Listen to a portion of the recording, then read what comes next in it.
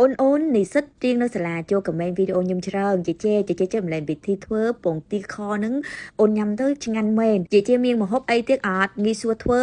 ញ៉ាំទៅអស់ក្បាយច្រើនបន្តែឆ្ងាញ់មាត់ចាអូនថ្ងៃនេះខ្ញុំជិះតម្លែងឲ្យអូនពីធីធ្វើសាច់ជូកខមួយទឹកកាពិចចេះរៀងតែនេះជូនអូនធ្វើហើយអូនញ៉ាំអស់ច្រើនបាយឆ្ងាញ់មាត់មានកម្លាំងមន់មុនបំពេញការសិក្សាអូនទាំងអស់គ្នាកុំភ្លេចតាមដានវីដេអូរបស់ខ្ញុំធ្វើតាមណាហើយខ្ញុំក៏អត់មានលេចចិត្តអំលែងពីធីធ្វើសម្លជើងជុកមួយតាពាំងជ័យដំបងជើងជុកនឹងខ្ញុំឆ្ងាវវាហើយលាងសម្អាតវាច្រឹងទឹកឲ្យវាកាត់ជាឆ្អាប់ហើយខ្ញុំដាក់ចូលឆ្នាំងខ្ញុំឆ្ងាវឲ្យវាទន់មកតាគ្នាហើយគ្រឿងផ្សំខ្ញុំដាក់ចូលខ្ញុំមានកន្ទឹមក្រហមជាងមួយកបាជីវ៉ាន់ស៊ុយមួយកបាកន្ទឹមខ្ញុំឆ្ងាវឲ្យជើងជុកនឹងទន់សិនឥឡូវខ្ញុំទៅកាត់សាច់ជុកចាបងមកតាអរគ្នាខ្ញុំទិញសាច់ជុកនេះសាច់ជុកចិញ្ចឹមនៅផ្ទះមកតាគ្នាអញ្ចឹងរសជាតិវាឆ្ងាញ់មែនមកតាគ្នាចាខ្ញុំចូលចិត្តញ៉ាំសាច់ជុកចិញ្ចឹមនៅផ្ទះចាហើយខ្ញុំកាត់មកដុំមកល្មមញ៉ាំមកតាគ្នាហើយខ្ញុំចាឲ្យវាឡើងបលឿងហើយខ្ញុំកិនកុលឹកត្រីកន្ទឹមសកន្ទឹមក្រហមមួយម៉ាតេខ្ញុំដាក់ចូលសាច់ជុកនឹងខ្ញុំកូរមកតាគ្នាចាវាងាយស្រួលធ្វើមែនតើប៉ុន្តែខ្ញុំមានទឹកកាពិចខ្ញុំប្រើទឹកកាពិចចិនប៉ុន្តែមកតាគ្នាចង់ប្រើទឹកកាពិចរបស់ខ្មែរយើងក៏បានដែរចាម្ហូបនេះញ៉ាំទៅអត់បាយមែនហើយខ្ញុំដាក់ស្ករចូលឲ្យវាមកល្មមញ៉ាំមកតាគ្នាបងតាគ្នានិយាយមកខ្ញុំប្រើស្ករអីគេចាខ្ញុំប្រើស្ករសុភីប brand របស់ជប៉ុននឹងបងតាគ្នាចង់ប្រើស្ករធម្មតាក៏បានដែរហើយខ្ញុំដាក់ទឹកចូលតិចកុំឲ្យវាដឹកបីបងតាគ្នាអញ្ចឹងខ្ញុំមានសាច់ជុកខមួយទឹកកាពិចហើយអញ្ចឹងបងតាគ្នាមើលវាងាយស្រួលធ្វើឥឡូវសម្លខ្ញុំជើងជុកនឹងវាទុនហើយខ្ញុំដាក់តាពាំងចៃចូលមកតាគ្នាប៉ុន្តែតាពាំងចៃមុននឹងខ្ញុំឆ្ងាវវាច្រើងទឹកហើយមកតាគ្នាវាកាត់ជីកមេរោគហើយខ្ញុំចង់ញ៉ាំរសជាតិសាបអញ្ចឹងខ្ញុំដាក់ម្សៅស៊ុបធ្វើពីបន្លែរបស់ខ្ញុំធ្វើតោះមួយទឹកខៃចូលតិចមកតាគ្នាលាតាមរសជាតិគ្រួសារមកតាគ្នាញ៉ាំបានមកតាគ្នាហើយម្សៅស៊ុបធ្វើពីបន្លែរបស់ខ្ញុំចិត្តចិនហើយមកតាគ្នាមកតាគ្នាចង់ញ៉ាំអាហារស៊ុបហ៊ីបចង់ញ៉ាំរសជាតិសាបមកតាគ្នាជឿរើម្សៅស៊ុបរបស់ខ្ញុំធ្វើតោះបានមកតាគ្នាចាហើយម្សៅស៊ុបធ្វើពីបន្លែរបស់ខ្ញុំធ្វើពីកាត់សកលបន្លែនៅស្រុកមកតាគ្នាខ្ញុំក៏ចង់ជួយពូមីងលោកយាយលោកតានៅស្រុកគាត់ដាំបន្លែធម្មជាតិមានទីសាលុកបានមកតាគ្នាអញ្ចឹងមកតាគ្នាញ៉ាំបាយមកតាគ្នាចាថ្ងៃនេះខ្ញុំមានសាច់ជុកខមួយទឹកកាពិចចិនមកតាគ្នាចាមកហូបនេះមកតាគ្នាញ៉ាំអត់បាយច្រើនដែរ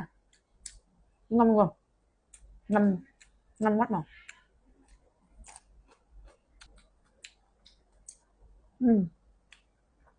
វាត្រូវរសជាតិមួយហ្នឹង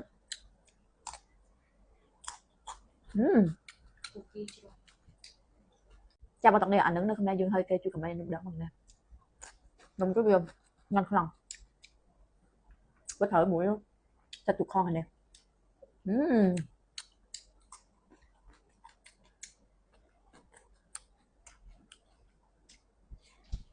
ចាំមកតាគ្នាសាច់ជុកខមួយទឹកកាពិចនឹងឆ្ងាញ់ខ្លាំងមកតាគ្នាខ្ញុំញ៉ាំអត់ពីទឹកខ្ញុំហើយឥឡូវញ៉ាំសម្លមួយ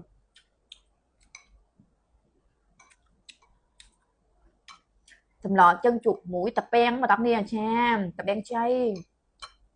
រសជាតិក៏ឆ្ងាញ់ដែរបងតាគ្នាកុំភ្លេចតាមដានវីដេអូខ្ញុំធ្វើតាម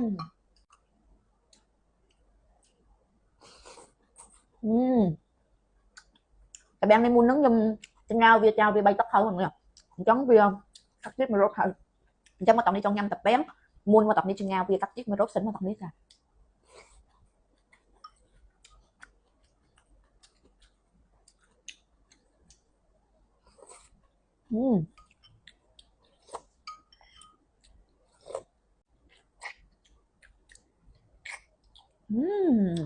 ចាំមកតាគ្នាមុនហ្នឹងខ្ញុំញ៉ាំសាច់ជុកខមួយទឹកកាពិចហ្នឹងមកតាគ្នាវាឆ្ងាញ់ចុកមាត់មែនតើមកតាគ្នាប៉ុន្តែវាដឹកតិចខ្ញុំក៏មានលេចញ៉ាំទឹកទៅជាជួយខ្ញុំដែរកុំអុយញ៉ាំដឹកបីយូរញ៉ាំម្ដងមកតាគ្នាកុំញ៉ាំមួយថ្ងៃចា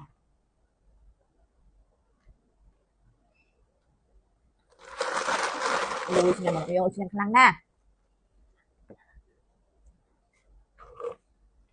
ចាំតាគ្នាវីដេអូខ្ញុំថ្ងៃនេះមានតែប៉ុណ្្នឹងមកតាគ្នាបងតាគ្នាចាប់អារម្មណ៍មួយមកខ្ញុំធ្វើបងតាគ្នាតាមដានវីដេអូរបស់ខ្ញុំធ្វើតាមបានមកតាគ្នាចាអរគុណមកតាគ្នាមានអីក៏ត្រូវខ្ញុំសូមអភ័យទោសមួយមកតាគ្នាចាសូមជម្រាបលាបាយបាយមកតាគ្នា